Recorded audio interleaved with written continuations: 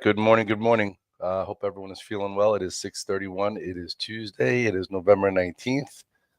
Almost a week till Thanksgiving. Hopefully everyone's getting prepared. Families coming in, making some plans to enjoy yourself a little bit. It's been a good year. It's been a long year. There's been a lot of things, a lot of complications, but overall, if you look at it, things with a glass half full, I'm sure everyone is smiling. So continue to smile a little bit because nobody wants to see anybody frown. So with that said, here we are. Futures are down like 25 handles.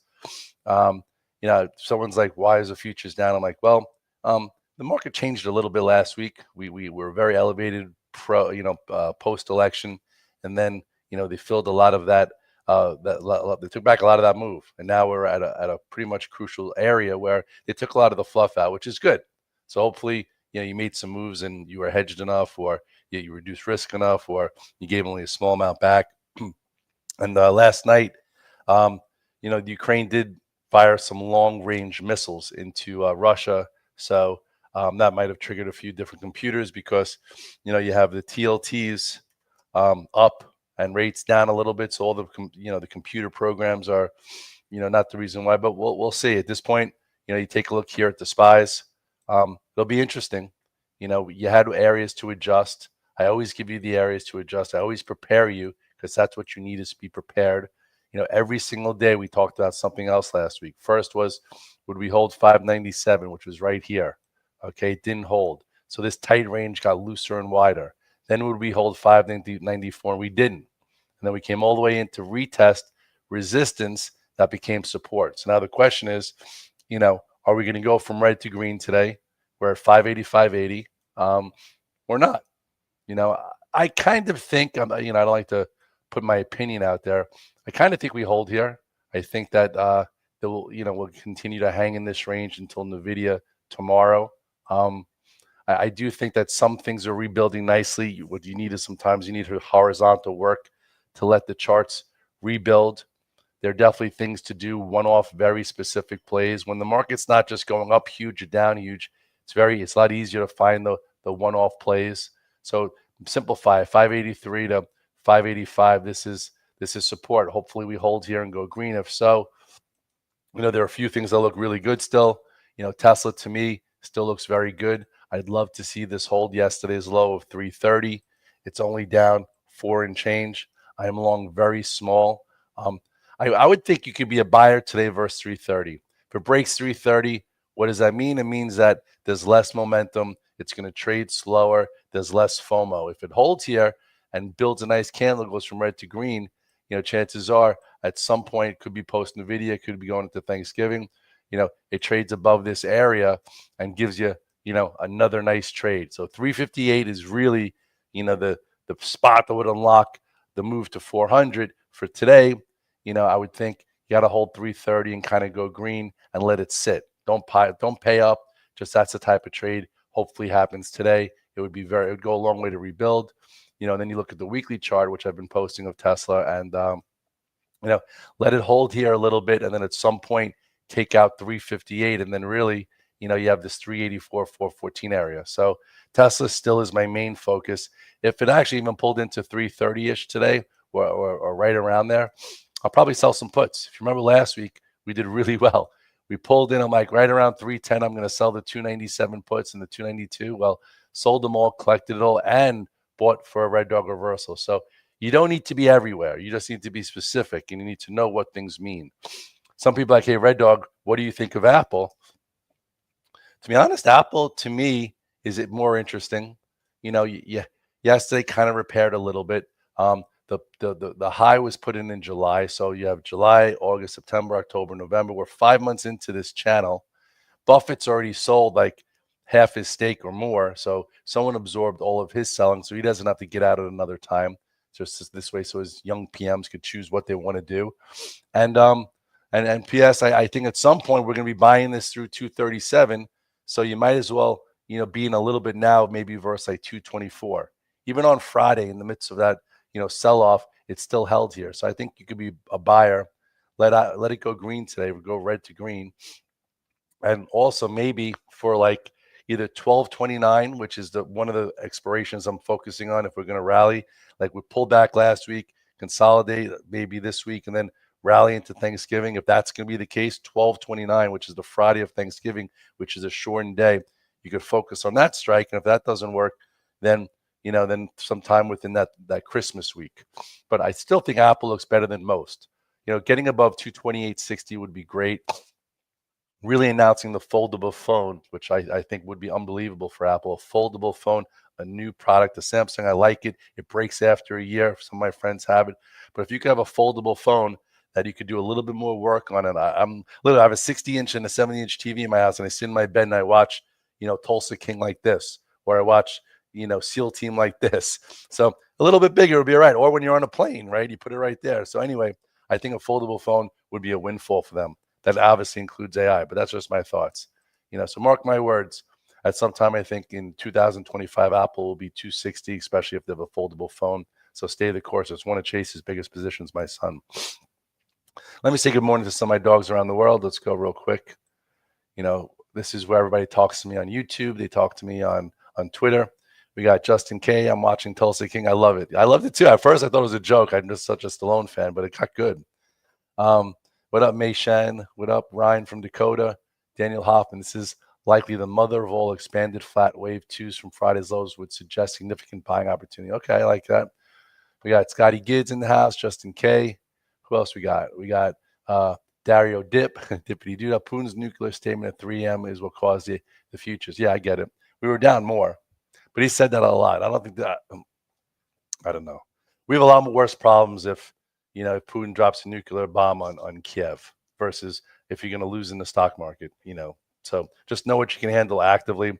I've put together the Red Dog roadmap, all 9 of my accounts, so you're always ready for something. Time to make the donuts always. Process, routine, plan. Process, routine, plan. Say that a lot of times. That's the Red Dog mindset. Yeah. Anyway, what do I think about Amazon? Amazon was a pain in the damn ass. Use my French. I did sell. So we can't be that upset. It was really my fault why I lost a lot of money here on Friday, because right here I took Amazon to numbers and I sold a bunch and made good money. Right here is where I positioned into the 202.50s and the 205s. Into 212, I sold the 202.50s, 205s, and some stock. And here I bought back the 215s. And then I did sell most into that. But right when I saw that Jeff was done selling, I got a little bit over my skis on Friday and I started buying like 208.50s. And before I could breathe, it was down to like 206s. And then I had too much of it and I wound up retesting this area. So instead of like really focusing on Tesla around that 310 and making really good money, I lost a bunch. And then yesterday it was up $1.50. I sold the stock. I'm still in options for 11.29. And we'll see if this area holds or does it break lower. As of right now, what's it doing this morning? Amazon is down 14 cents only. So we'll see. But again, just pain in the butt. Netflix, I couldn't believe it. Every single person texted me on Sunday, Red Dog, are you going to short Netflix? What a shit show. What a horrible fight.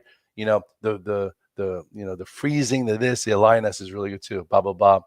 And I'm like, well, if you're in it, I wouldn't short it, but just use 816 as your spot. And if you think about it, this became a mother of Red Dog reversals. Everyone was shorting below 816. And then the real money behind Netflix, not the fast money who watches the Tyson fight, got in there and look at the size of that candle. So hopefully you didn't get short here. If you got out of it, you're probably in it since the post-earnings gap or from here. So worst case scenario, you took profits. But if you got short, that kind of sucks. Anyway, Westfield in the house. I love Westfield. A lot of Chase's good friends are from Westfield.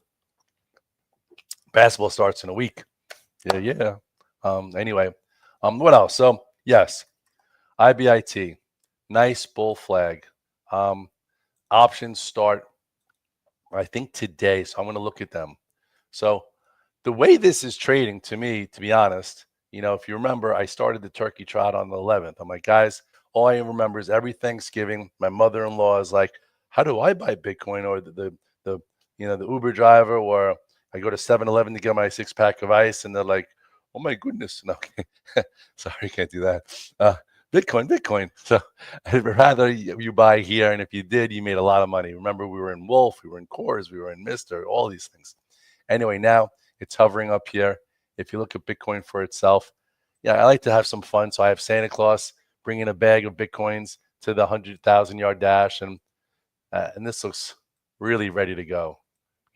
Sometimes what I have to say is when they do start a new option chain after like a new issue, they shake the tree a little bit somehow, so this way they could take an inventory before a move. Because now, if all of a sudden you're a market maker in the Bitcoin options, and all of a sudden everyone in the world is buying 95,000 calls for November 29th or the week after because they think it's going to be 100,000 by Thanksgiving, that option dealer has got to sell it and then be responsible for it and buy the underlying, and that just creates a crazy demand from BlackRock. So that's why people get excited about that.